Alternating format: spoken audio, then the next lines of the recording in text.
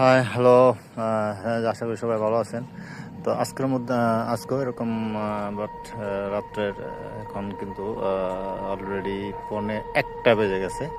আসলে যে জন্য ওঠা অ্যাকচুয়ালি একটা কৌতুক বিষয়ের জন্য ওঠা, যে এখানে একটা বাড়ি নিয়ে আমি তো বাড়ি একদম মোটামুটি বললেই চলে যে মাঝখানে আমি যে ছাদে আছি এখন, আর আর একটু বেশি দূরত্ব না আপনার, ওই যে দেখা যাচ্ছে এখানে একটা মসজিদ, এর পাশে কিন্তু একটা জরাজীর্ণ মানে পুরোনো একটা বিল্ডিং, কিন্তু এটা এখনো কমপ্লিট হয় নাই।